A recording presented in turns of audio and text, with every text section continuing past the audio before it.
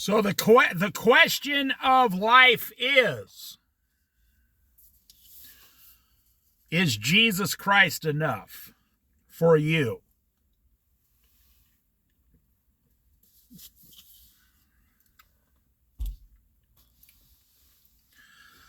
Is Jesus enough? Well, no, I need coffee.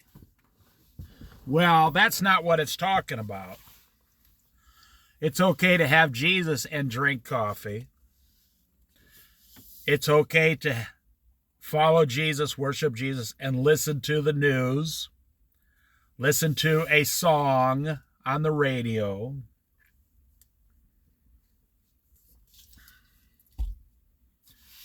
It's okay to eat a cheeseburger or a piece of pizza. But that is not the question I'm asking you. Is Jesus enough? Well, no, I need a brand new car. Well, now we're getting somewhere. Now you may think, well, what's the difference between a cheeseburger, having Jesus and eating a cheeseburger, or having Jesus and buying a brand new car? You say, that's the question of our society. Well, what's the difference? Well, the difference is $69,000. And I'm not making a joke. I'm not joking at all. When you're a Christian and you're serving Jesus Christ, you have to eat food. And you're not going to eat broccoli and cauliflower your whole life.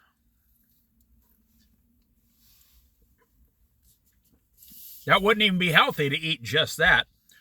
Every once in a while, you're going to go and get a pizza, a cheeseburger, and it's going to cost you $10.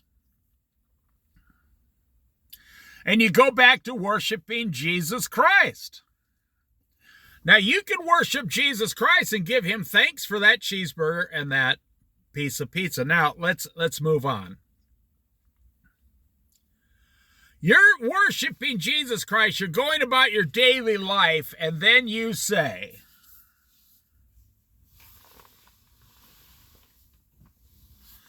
I need a brand new car.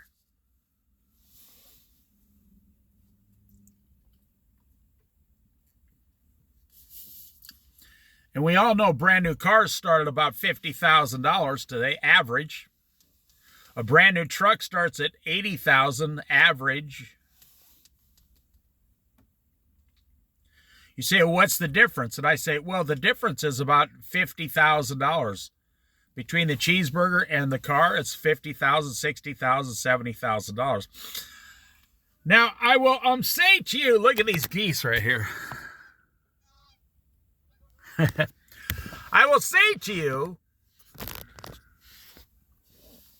those are seals down there sitting here on the docks on the Siuslaw River, Oregon coast.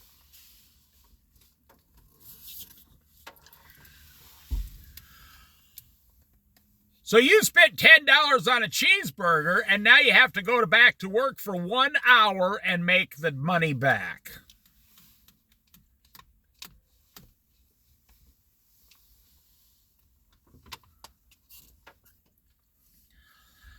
So going back to work to make that $10 after taxes, after insurance, after 401k, after union dues, after state taxes, after, oh my goodness gracious.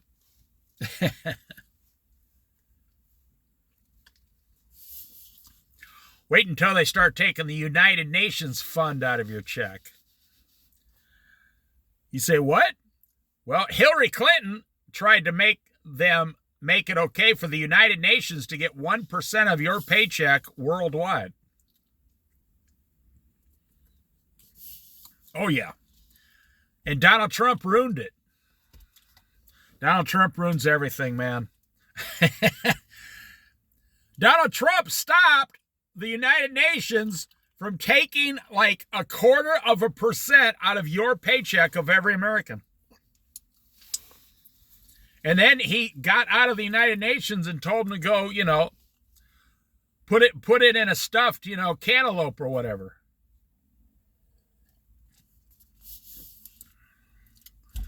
So you go back to work for 1 hour and you're continually praising Jesus. Are you praising Jesus when you're sleeping 8 hours a night? Now hang on. I'm going to prove you wrong here. Yes, you're sleeping. You're not in control of that.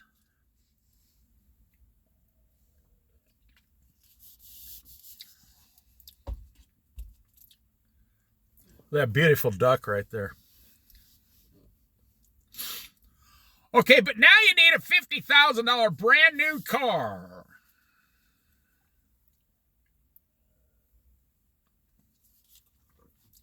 So now you got to go back to work. Nobody pays cash for a car because there are less than about 20% of Americans don't have enough cash for 80% of Americans could not buy a brand new car with cash. No.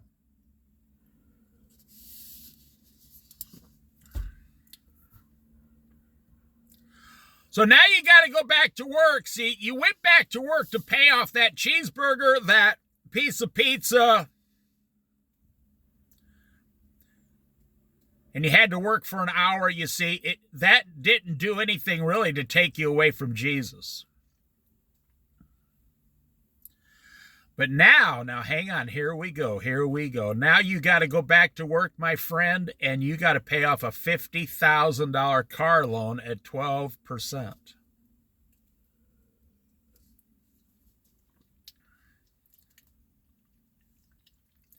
I just give you the benefit of the doubt. Your car loan's only 5% because you are somehow a financial genius. I'm being sarcastic because if you were a financial genius, you wouldn't be making a car loan. So you went back to work 1 hour to get the money back for the pizza you ate or the cheeseburger.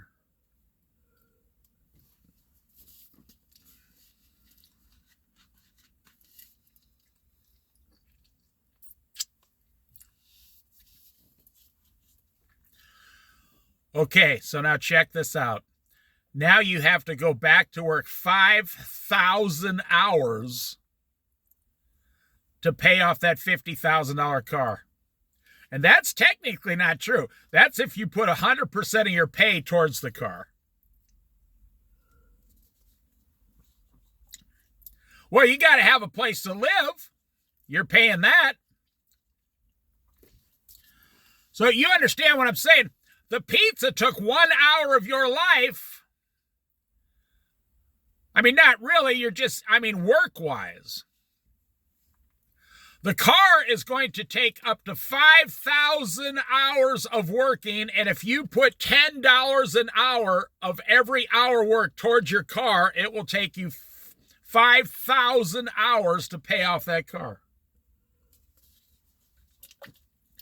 And you can keep the rest of the money for your other stuff. So now, here's what the question is Jesus Christ enough? And this is the problem with Christians and Christians versus capitalism.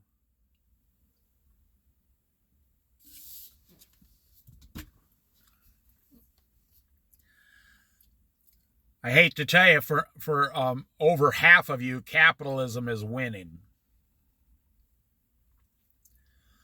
I mean, there are people calling into these financial shows. I owe $250,000 plus my mortgage. I owe $150,000 plus my mortgage. I heard a lady, she says, me and my husband, we owe $800,000 plus our mortgage. The guy said, how much is your mortgage? She said, about $700,000. He said, you owe $1.5 million. What do you do? She said, well, my husband's just starting to become a doctor. And that took 15 years. And now if he spends the next 10 years as a successful doctor, we'll have all our debt paid off, and then we'll be rolling high on the hog, baby. No, they won't. They'll buy more houses. They'll buy more cars. See, the poor man goes down and buys. Listen very carefully to this equation. It could change your life if you allow it. The poor man is forced to go down to the buy here, pay here place and pray to God that the car lasts for 3 or 4 years.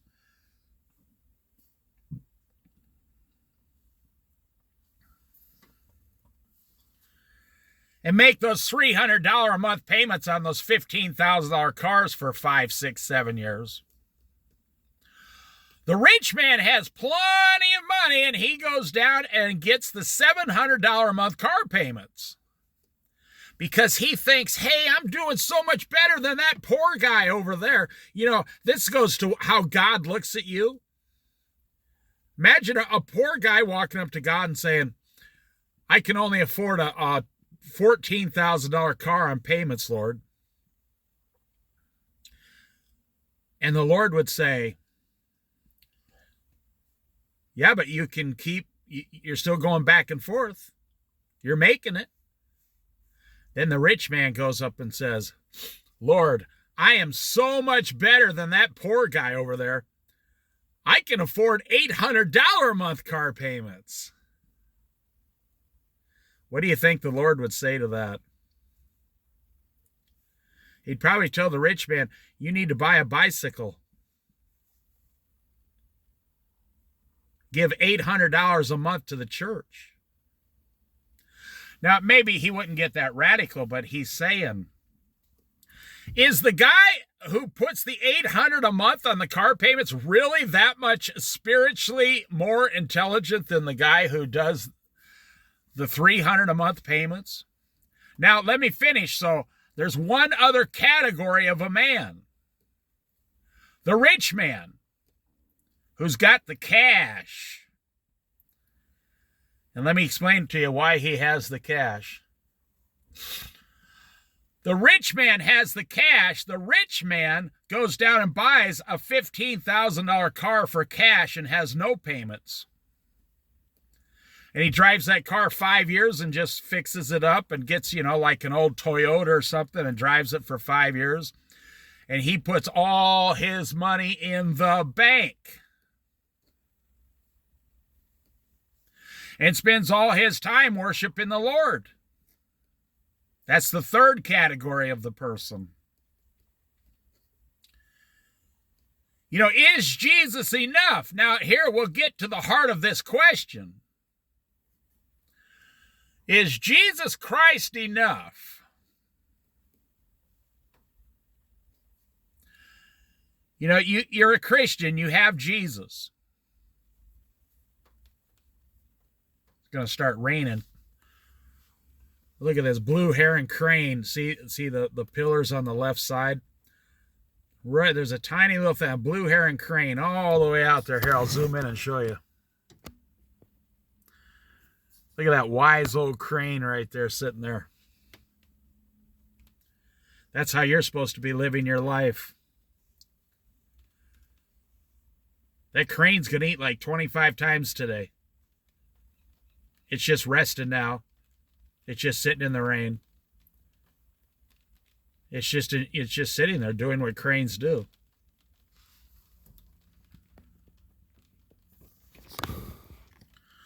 So you're sitting there worshiping Jesus. You see, and there's some kind of, in today's world, in today's capitalism, there's some kind of weird psychological thing that happens today.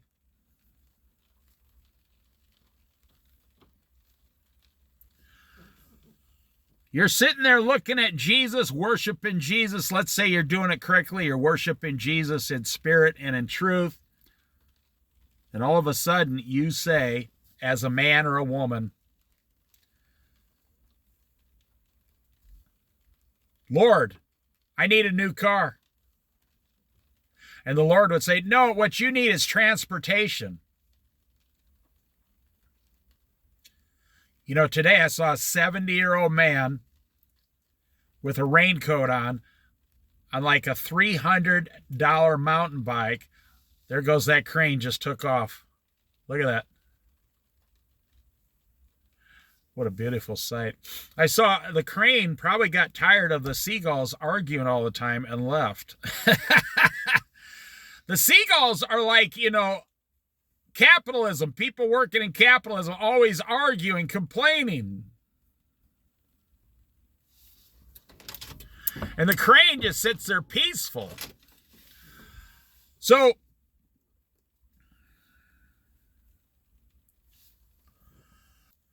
there is something that happens psychologically to where you're sitting there looking at Jesus, and he has provided you everything you need starting out at 15 years old, 10 years old, 20 years old, 25 years old, 30 years old, and you at some point there, because of capitalism, you're looking at Jesus, and you're going to church, and you're reading your Bible, and you're praying, and you get up and say, I need a brand new car. I need a brand new car. I need a brand new car, man. And the Lord, he could say, don't do it. And he probably has a lot of people, but he's going to watch to see what you do because he gave free will. And that's what the minister was talking about this morning. You get that next girlfriend, that next boyfriend, and then all of a sudden, boredom sets in after about 6 months. You think, this must not be the right one for me. You get that car payment, and a year down the road, you think, why did I buy this car? This is not the right car for me. I'm going to go trade it in for something else. You get a big house, and you're going, and 3 years down the road, you think, this is just a place to live. This is boring, and now I owe $3,000 a month, $2,500 a month. Why did I do this? The reason your life became boring, was because now you're stuck with those payments going from your house to your job, to the grocery store, to your house. You go to sleep, to your house, to the job, to the grocery store, back to your house. You go to sleep, to your house. So yeah, you know, I'm bored as... oh, get out. I want to buy a big, huge, flat screen TV to keep me entertained while I'm sitting in my house, bored out of my mind.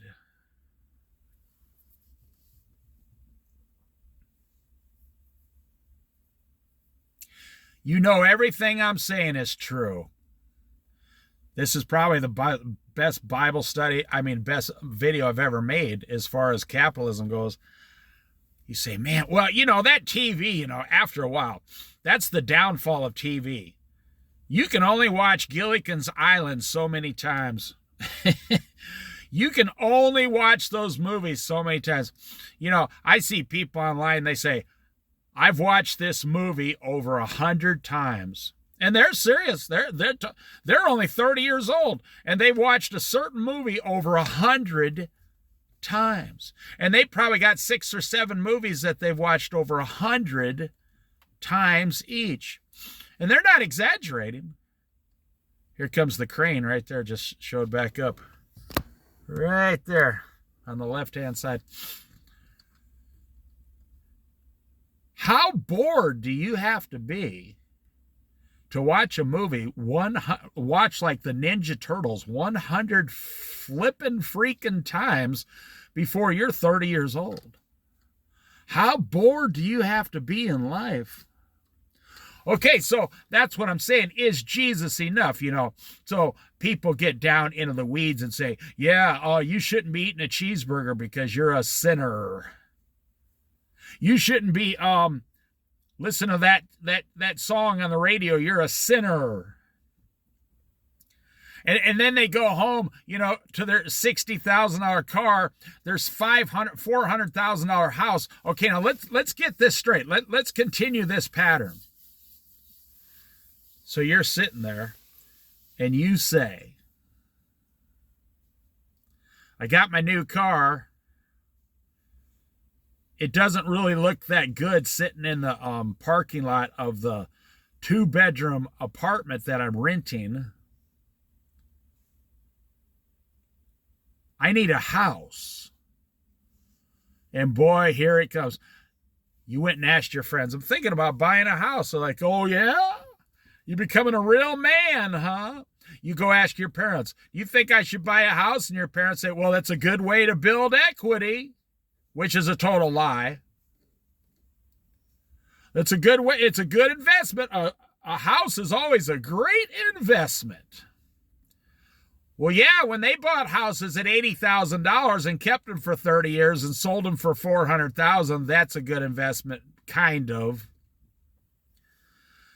You notice you never hear anyone talk about all the expenses they put into their house over 30 years. You never hear them add that up. They just say, oh, no. This house only cost us $1,000 a month for 30 years. Really? That is 100% false. And young people have figured this out. Young people are saying, I just bought a $380,000 house. I can make the payments, but I didn't know there were $1,400 a month in upkeep on the house every month. I have to pay $16,000 a year just to keep the house going?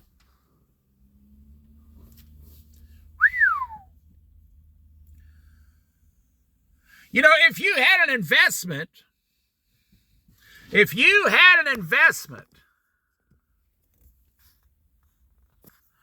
me get this crane for you right there. See that crane? See those ducks in the water behind it?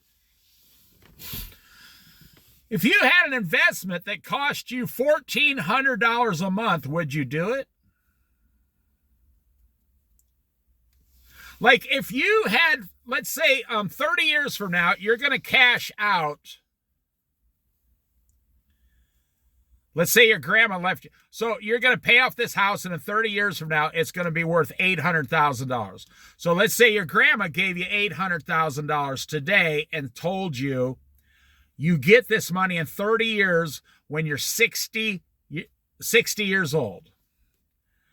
As long as you pay the $1,500 a month fee to the broker. Would you do it? Say, well, that's say $20,000 a year. That's 10 years, that's $200,000. Wait a minute, that's $600,000 in fees to get my $800,000.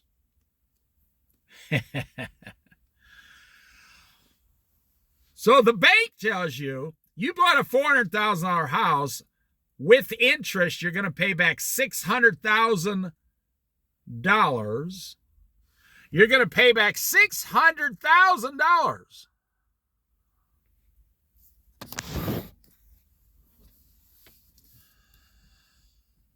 And you may or may not, it's not guaranteed, you may get $800,000 for your house in 30 years. That's just with the interest and the payment. That's not the upkeep. So then they say, okay, $20,000, or let's just say $10,000 a year for upkeep. It's actually a very low number. They did a nationwide study. It's $1,400 a month per house for average upkeep, because taxes went up. You know, if you, God forbid, if a young person ever needs to put a roof on their house, holy smokes. You know, if someone comes to put a roof on your house, you actually have to pay your local city money, a permit fee, to get them out there. You have to pay the city to get your house repaired. I don't want to get too much into that. Here's the question. Is Jesus Christ enough? Is Jesus Christ enough for you to be happy until you go to heaven? Is Jesus Christ enough for you to be happy until you enter into heaven in your new perfect body with Jesus for all eternity? The 1,000-year reign of Christ, you will be serving him. Is Jesus Christ enough? Now let's go back down to the let's put the rubber on the road, as they say. You're going along, you're going along, you're going along. You're serving Jesus Christ. You know, let's say you've been going to church with your parents your whole childhood. You know about Jesus. You've read the Bible. You pray. You've been to church, 500 times in your childhood.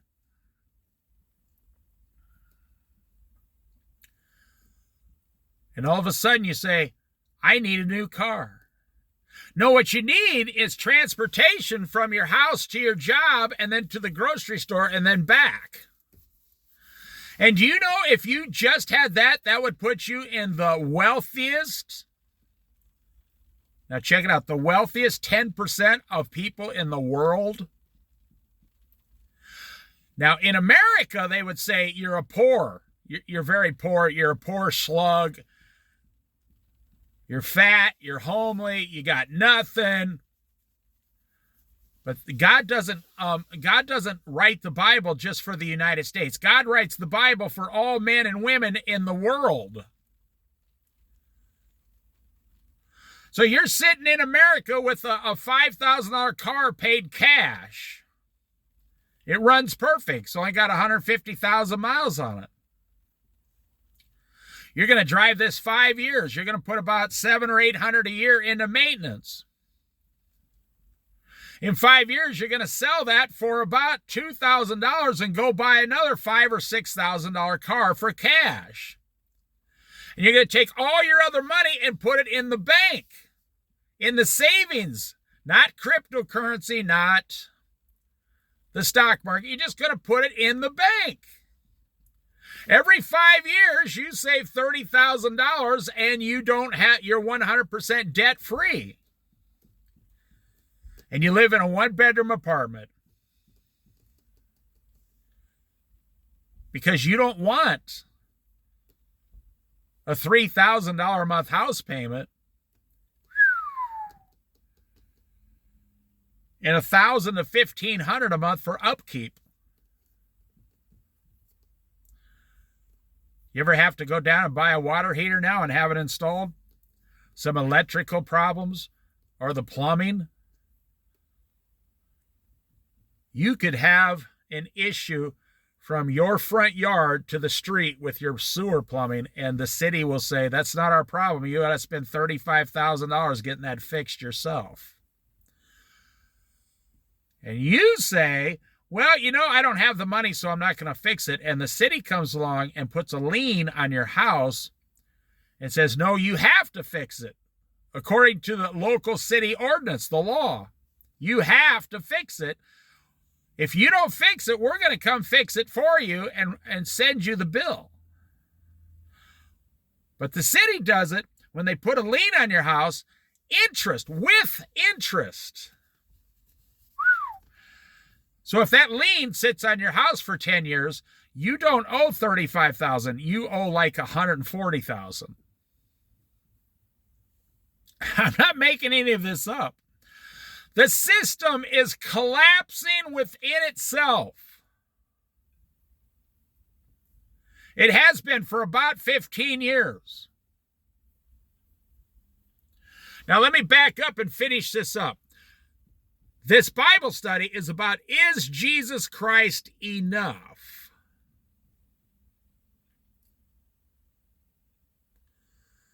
Now let's go through it real briefly. You're sitting there and you say, oh, I'm serving Jesus, I'm serving Jesus, I'm serving Jesus. I need a new car. Ministers do it all the time. Ministers buy brand new cars. The church buys brand new cars. The church will go down and buy 5 brand new vans for $300,000. You think I'm making that up? That's what they do. They say, well, we need it for the church. You know, I don't think Jesus would need it for the church. I don't think if Jesus was alive today, he would go buy 5 $60,000 vans. Now, a van is like $78,000 brand new today. So if you had to go buy 5 brand new vans for a church or a Christian organization or a homeless center or something, you'd be spending $400,000 cash. Do you really think that's what Jesus would do with the money?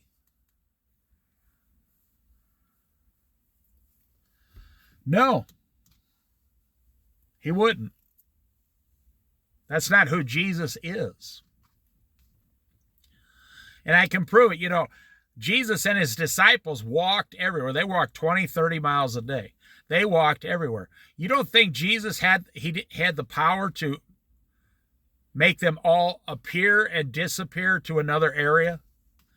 He actually did that with himself. He would disappear in one area and reappear in another area. You don't think Jesus didn't have the power to just make some coins appear? Some money appear, some gold and silver? God made all the gold and silver. All the gold and silver were taken out of the ground, came from God in the book of Genesis at the creation of the world. He even talks about the 3 rivers, and the one river is known for having gold come out of it.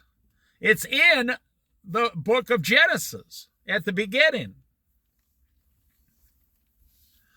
God references gold, which would be gold and precious metals, in the book. You don't think Jesus couldn't have had, some chariots, carry them around, him and the disciples? Or at least an old wagon pulled by some mules?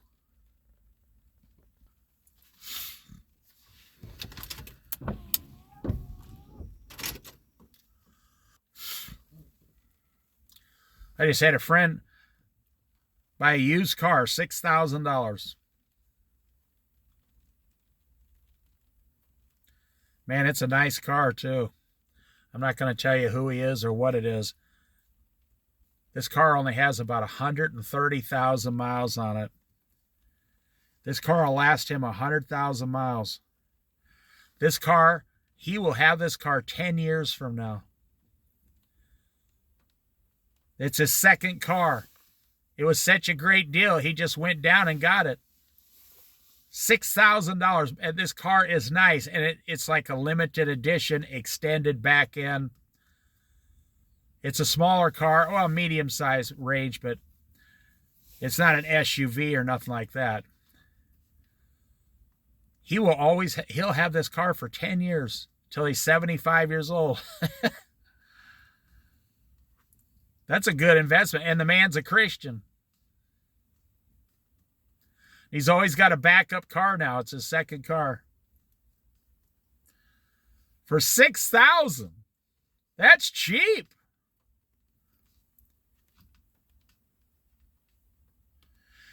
And the guy lost 30 pounds last year. That's even better than the car. God bless him. So you're sitting here. Now I'm going to wrap this up. I'll try to get under 45 minutes here. I'll try to keep this video under 10 hours. You're sitting here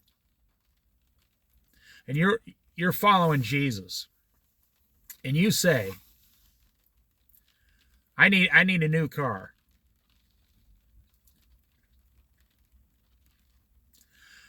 Jesus says, no, you should walk.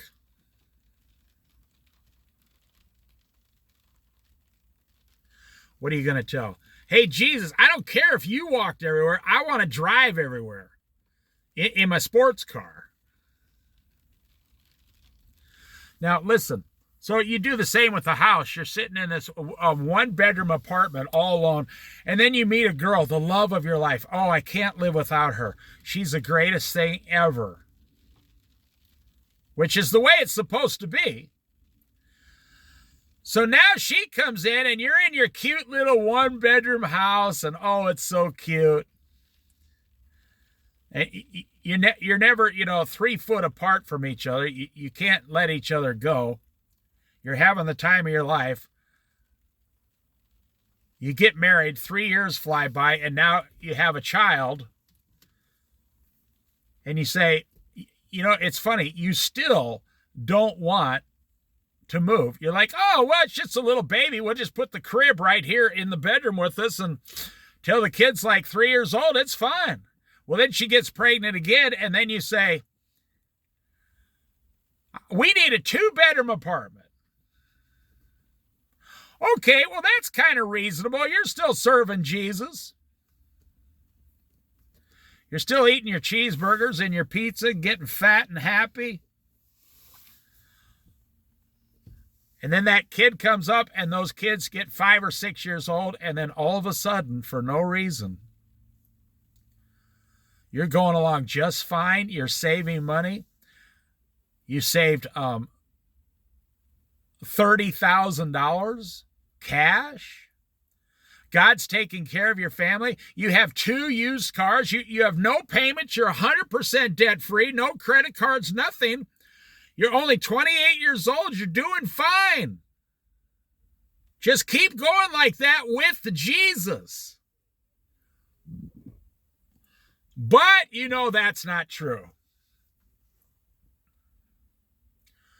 All of a sudden you say, should we buy a house?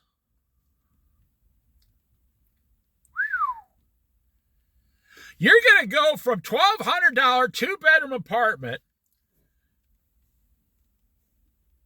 to a $400,000 house at $2,800 a month.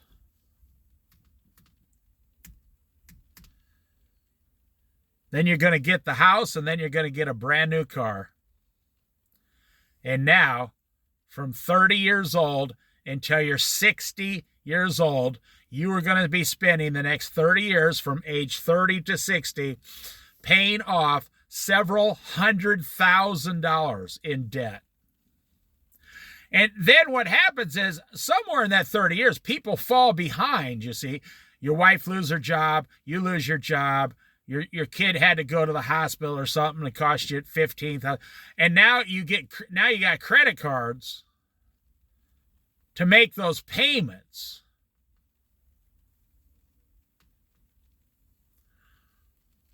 And now you're 45 years old and you really are saying, what in the hell happened to me in the last 15 to 17 years? How did I go from being happy in a 2-bedroom apartment with my beautiful wife and my beautiful children, debt-free, saving $5,000, $6,000, $7,000, $8,000 a year, to now I can't make our house payment at age 45 or 50 years old? How did this happen?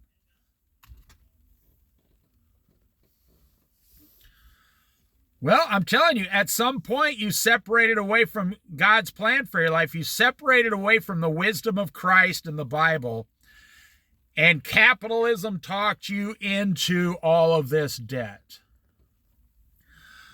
Now, me, I was never poor. My parents were middle class, 1960s, 70s, 80s, 90s. They were middle class. I had neighbors who were poor.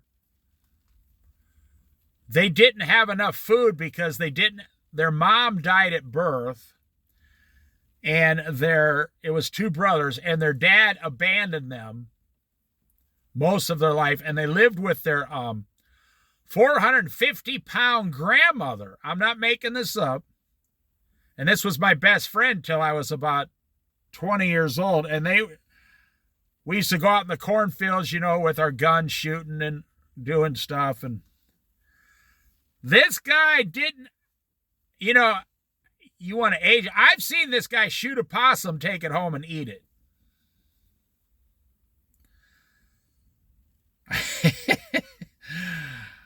Wow. In like 1970, 75, 76. He's 14 years old. He shot a possum with his 22 and took it home and cut it up and got some meat out and put it in the oven. Well, no, actually, he fried it in some Crisco. Just like the Beverly Hillbillies, this guy was cutting up possum and trying to get some meat in his house. That's how poor he was. And their uncle used to take care of him, but then the uncle got in a car wreck and died.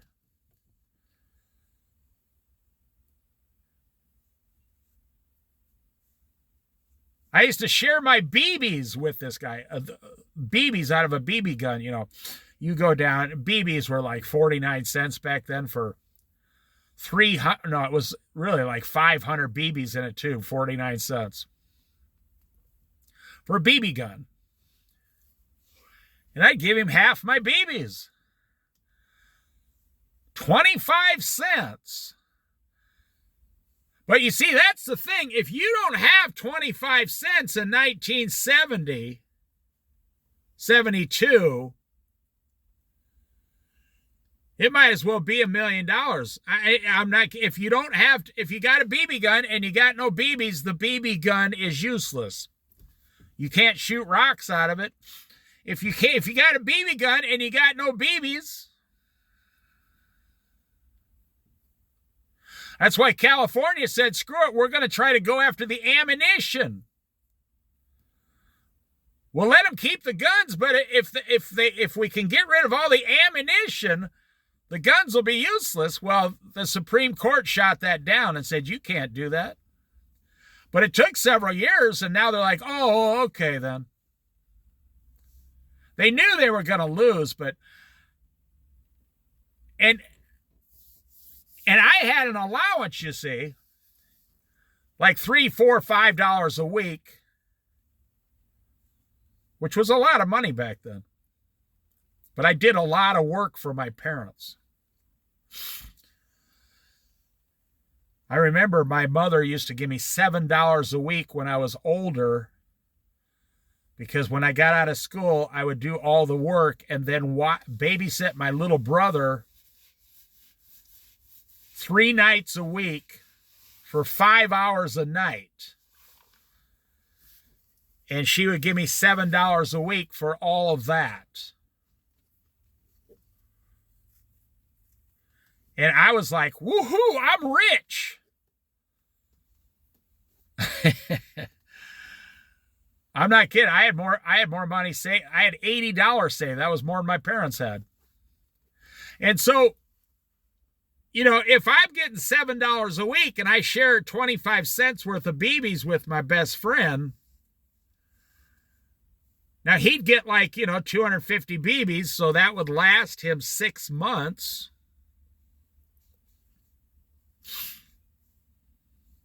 This guy used to, they didn't have a washing machine or a dryer. They had an old-fashioned Ringer washing machine with a little motor on the side, like a 1-horsepower motor, electric motor. And it would ching, ching, ching, ching, back and forth, back and forth. And then he would wash them, and then he'd take them out and wring them out and then hang them outside on a line. And, that's kind of a problem in Iowa with the winter. Your pants are frozen. I actually had to tell him, go inside your bedroom and put a rope across it and hang your clothes inside. He was so poor he couldn't figure any of this out. He was on his own. And his 450-pound grandma would sit in the chair all day looking out the window, 10 hours a day, watching like a 13-inch color TV. A true story.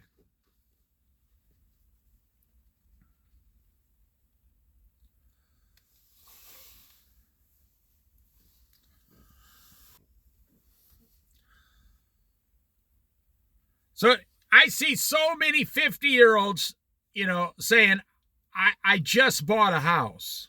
Wow. Holy smokes. You're going to be paying on that house till you're 75 years old?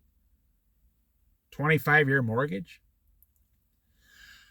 Go online, look at all the 70-year-olds who still owe a couple $100,000 on their house, and they're trying to get it paid off, and they're 70 years old, and they're working 60 hours a week at 70 years old.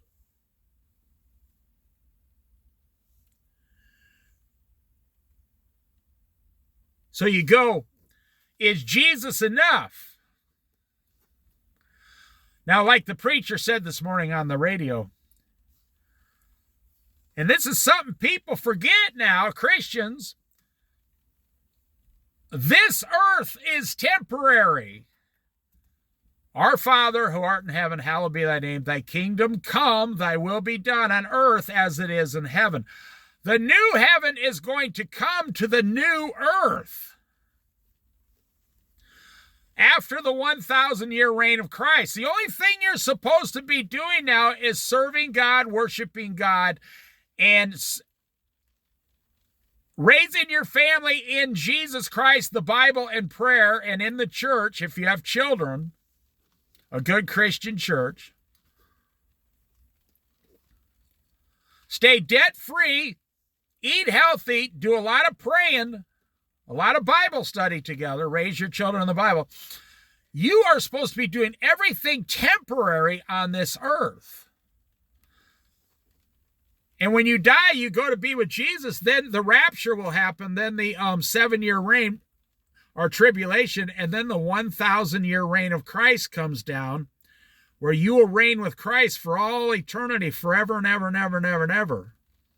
And after the 1,000-year reign, then the new heaven comes down to the new earth, where you will be, everything you're doing today is supposed to be temporary. Everything is temporary. Even your spouse is temporary. Even your children are temporary. One day, you're going to be with Christ for all eternity. So somehow you got to get it in your head. Now, I'm only telling you how to live prosperous. I'm only telling you how to live a prosperous life in Christ, not capitalism. You know, the Bible says no man can serve both God and money. No man can serve two masters. You cannot serve God and money. Those who love money never have enough. Money gained quickly will be lost quickly. Money gained little by little. That's how the Bible teaches you to do it, because it's temporary. You know, there's a difference. You know, in America, people have an emergency. I knew a person who was fired recently, and they were 7 months away from Social Security. And that person was fired at their job because of corporate changes. The corporation just said, go home, we don't need you no more. There's nothing they could do about it. Nothing.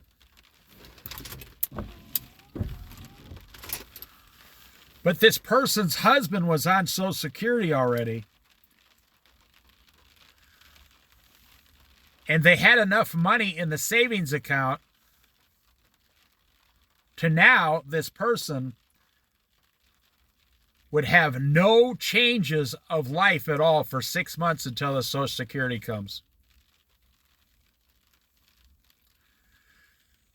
Because they've lived a debt-free life. They ate healthy. They worship Jesus Christ. They give money away, and they had money in the bank. And so when they were let go, the people were like, what are you going to do? And this particular person, a friend of mine,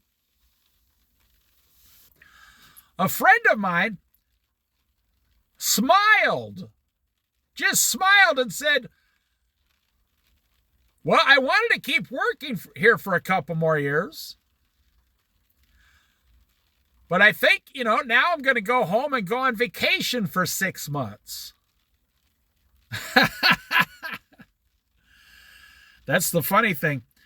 They had 10 weeks paid vacation coming that they never took over the last few years. 10 weeks paid vacation. So when they let this person go, they just were eliminating the position. They had to pay him that. So for the first 10 weeks of the 6 months, the person was on paid vacation. Can you imagine going home and the person came home and told their husband, they let me go. I'm done there. After 20 years, and the guy told me, him and his wife were laughing. They said, you mean you're on vacation for 6 months? That's amazing. It never even was a speed bump in their life. And now the people that were left at the job are screaming at the corporation because this person that they let go was like the third person in charge, and they eliminated the position. And now everyone has to make up the slack for that person's job. And so all the people that were left are working 20% harder each now for the same money. And this person is at home on a paid vacation.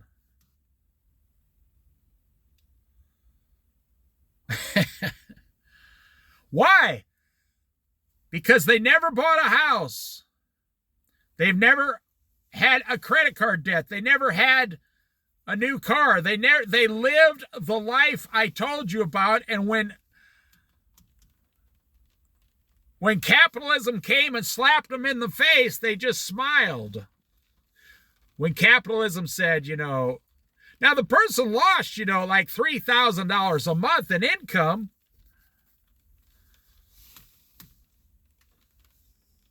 But it was no big deal. They're going to gain half that back when they go on Social Security. And maybe later on, 9 months down the road, they might go and get a part-time job 3 days a week just to bring home $1,000 a month and just be semi-retired the rest of their life. Because that's what Jesus Christ did for this couple that I know.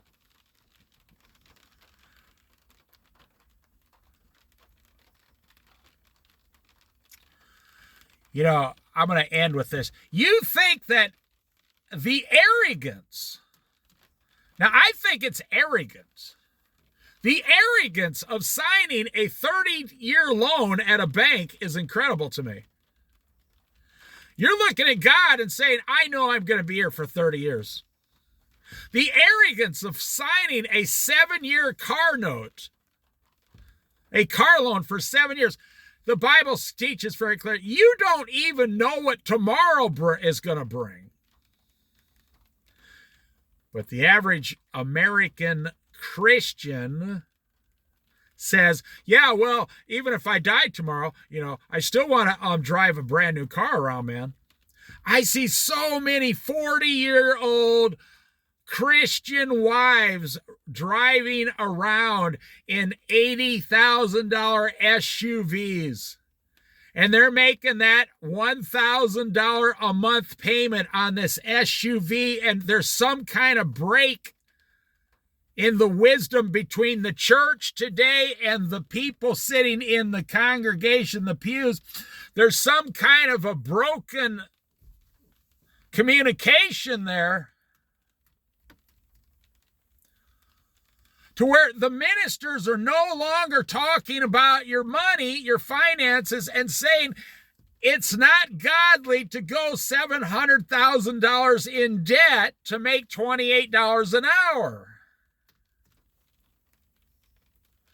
It's not godly. It's not godly to owe $500,000.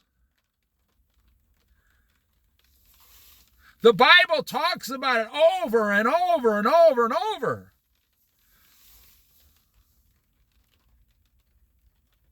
There's hundreds or even a few thousand references to money in the Bible, and every one is the rich man struggles to get into heaven. The rich man is always abusing the people on earth. The rich man is full of pride and arrogance and, stupidity. There's very few rich people serving Christ fully. And the worst part is you're not even rich. You're just middle-class American trying to pay off several $100,000. You owe $300,000 on a house. You owe $60,000 on 2 cars. You owe $10,000 or more on credit cards. You owe $30,000 on a student loan.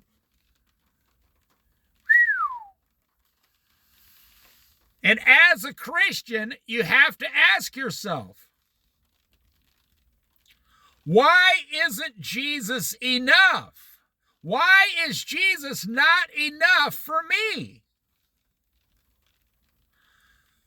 Now you're just gonna lie to yourself. I know you'll lie to. Well, no. Jesus is enough for me. I'm still gonna get the car though. Jesus is enough for me. I'm still gonna get the house. Now here's what it comes down to, and I will end right here.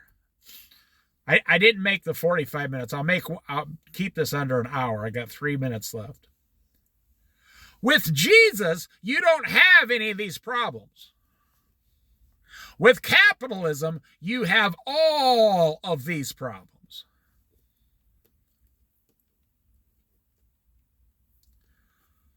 Don't you see, with Jesus, you don't have these problems. God keeps his part of the bargain and provides more than enough. There's another thing. God provides you, say, $10, and you say, yeah, well, Lord, that $10 wasn't enough, so I went down and put the $10 on a down payment. So God says, here's $10, go buy some food, and we'll talk tomorrow. And the devil comes along and says, hey, I see the Lord gave you $10. You're like, yeah. Well, you know what? I'll borrow you $100 if you give me that $10. If you give me that $10 on a down payment. Just like in the Garden of Eden. What did God really say about the tree? Yeah. And so you say, if I give you $10, you'll give me $100? Yeah, sure. Do you see what the devil does? God's $10 is not enough, and the devil's $100 is going to destroy you financially. And I've never met a person that wasn't destroyed financially that didn't start being destroyed spiritually. And that is the devil's goal. The devil doesn't give a damn about your money. He cares about your soul.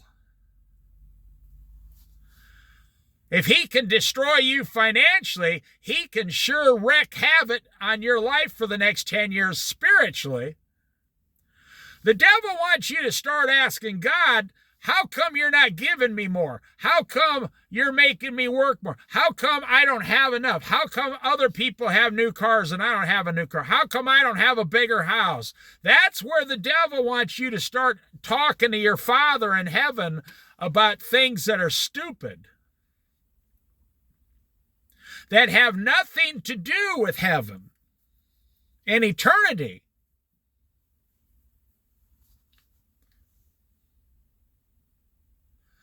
You have to ask yourself, look in the mirror. Is Jesus enough, and why not? Well, they say, whatever you spend the most time with, that's the one you're in love with. If you spend more time with your secretary than you do your wife, you're in love with your secretary, when you should be at home with your wife. If you spend more time with your finances than you do your Bible, if you spend more time with your money than you do with your Bible, you're in love with the money. You're worshiping the money when you should be reading the Bible and worshiping the Word of God.